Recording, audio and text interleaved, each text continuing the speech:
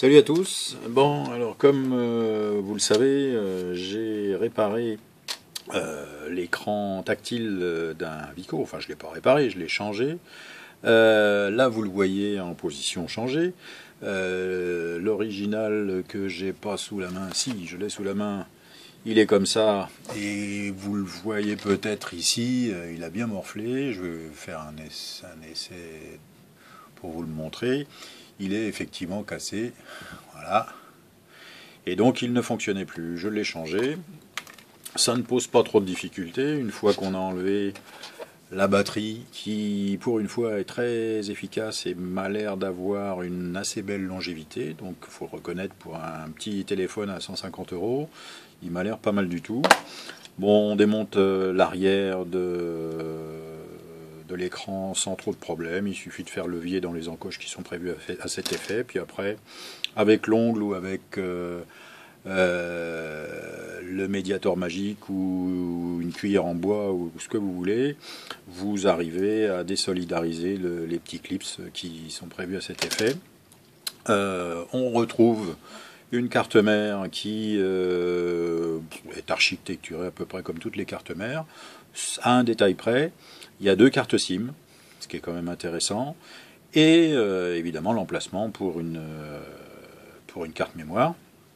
Le seul petit défaut, enfin, sur lequel il faut insister quand même, c'est que les nappes, une grande partie des nappes, principalement celles-ci qui alimentent l'écran directement, ne sont pas des nappes avec un brochage, mais avec un système de nappes flexibles qu'on vient encliqueter dans ce connecteur à levier.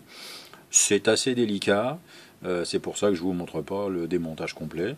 De toute façon, il n'y a pas de raison de faire de la pub pour une marque qui n'est pas Samsung. Mais je voulais vous montrer un petit peu comment c'était fichu. Bon, il y a une caméra principale, il y a une caméra frontale. Ici, c'est le connecteur qui relie l'écran tactile que j'ai changé. Alors évidemment, pour changer l'écran tactile, faut démonter cette vis et faut désolidariser l'ensemble de la carte mère. Ne pas oublier le câble coaxial. Donc on démonte ça, on démonte le connecteur de la caméra frontale, on démonte la caméra principale qui elle s'enlève complètement. On défait ce connecteur ici, que je ne vais pas redéfaire, et puis c'est à peu près tout. Le reste, une fois qu'on a enlevé la vis principale qui se trouve là, qu'il ne faut pas oublier, on enlève cette carte bleue, et on accède à la petite fente qui se trouve sur le haut de l'appareil. Je vous signale que le haut de l'appareil, c'est évidemment ici, vu pour moi. Et on arrive, une fois qu'on a décollé l'écran tactile, qui n'est pas solidaire avec l'écran LCD, on arrive en glissant l'ongle ou en glissant un scalpel ou une lame pointue, on arrive par le coin à décoller l'écran tactile, surtout quand il est cassé, ça pose pas de problème, et à enlever le tout. Dessous, on trouve l'écran LCD qui lui reste en place, et on trouve un autocollant qui fait le tour de la vitre, que normalement dans les tutos vidéo qu'on peut voir sur le net, on vous dit de changer. Moi, il était complet, j'ai réussi à décoller l'écran tactile sans décoller l'autocollant, double face, et donc je l'ai réutilisé tel que. Ça se fait en 10 minutes pour moi, je ne dis pas que vous serez capable d'en faire autant, mais ça se fait relativement facilement. On recolle le tout en poussant dessus. On n'oublie pas de nettoyer avant de le coller l'écran LCD, l'arrière de l'écran tactile et d'enlever les diverses protections plastiques. Et une fois que c'est mis en place, on appuie sur le côté en se débrouillant pour mettre ça sur un espèce de matelas de ce style-là, pour pas trop forcer sur l'ensemble. Mais on appuie sur les côtés et sur l'extérieur et c'est collé. Après, le remontage ne pose pas de problème, on rebranche tout, le câble coaxial, l'écran, les deux caméras, évidemment l'écran tactile, c'est à peu près tout. Si on fait le tour, ici, il y a des contacts qui mènent à l'antenne GPS. Ici, il y a un autre contact, je ne sais pas à quoi il sert, mais généralement, Il y a très souvent le fait qu'il y a des choses qui sont déconnectées quand vous enlevez l'arrière de l'appareil. Là, ça doit être le cas, parce que ce contact-là, tout seul, je ne sais pas trop à quoi il mène. Peut-être un système d'antenne, mais je n'en suis pas sûr. Ça, c'est sûr, c'est l'antenne GPS qui correspond à ça, et qui se trouve cachée là-dessous. Autrement, le reste, là-dessous, il y a une étanchéité qui doit protéger le micro ou le haut-parleur, qui correspond à ces contacts-là. Ici, il y a les contacts d'antenne, qui, elle, l'antenne téléphonique se trouve ici. Voilà, c'est assez simple. On remonte le tout en reclipsant ça. Ah oui, j'oubliais une chose, une petite critique. C'est un peu casse-pied. Ils ont protégé les petits contacts de volume et de mise en route par un espèce de caoutchouc qui encercle le vrai contacteur mécanique. Ça doit certainement servir à un semblant d'étanchéité à la poussière, ça marche assez bien.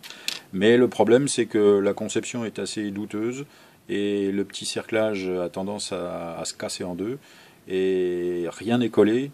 Donc on a tendance, en démontant ce truc-là, à perdre ces petits machins. Donc faut y faire très attention. Et quand on reclipse le boîtier, ben, il faut faire attention que ces cerclages soient bien en place. Et qu'une fois que c'est clipsé, ça se manœuvre proprement. Autrement, c'est un beau petit engin. Il y a une base Android là-dessus, sinon on n'en parlerait pas. On peut apprécier ou pas la couleur ou les diverses couleurs, puisqu'il s'appelle Rainbow, ce qui veut dire arc-en-ciel. Donc on dispose de plusieurs couleurs de ce type. Là, c'est la version turquoise. Vous pouvez l'avoir en rose, en rouge, en jaune, comme vous voulez. Je vous laisse vous reporter aux diverses vidéos que vous pouvez trouver sur Internet. Et puis, allez faire un tour chez Vico. Je trouve ça sympa. Voilà, j'ai à peu près fait le tour. Si un jour vous connaissez quelqu'un qui a cassé un Vico, bah vous lui dites que c'est pas très compliqué à réparer. Et surtout, la glace de l'écran tactile ne coûte pas très cher. J'ai dû la récupérer aux alentours d'une quinzaine d'euros, en Chine bien entendu. Elle vous arrive dans un paquet de ce style-là, très bien emballé, avec une boîte carton et plus un suremballage, comme d'habitude au bout d'une vingtaine de jours. Alors, à noter, il n'y a pas elle n'est pas livrée avec le double face. Donc, si vous voulez vraiment changer le double face, il va falloir vous débrouiller parce que je n'en ai pas trouvé de disponible sur le net. Moi, j'ai trouvé du double face pour coller de la moquette, assez fin. Si un jour cet écran-là se décolle, je dirai à la propriétaire de me refiler son Vico pour que je lui répare. Voilà ce que j'avais à dire sur ce petit machin-là. Ça me paraît sympa. Ça peut être un téléphone de dépannage. Ça coûte 150 € à peu près. Ça vaut pas le coup de s'en priver. Voilà, c'est pas une pub.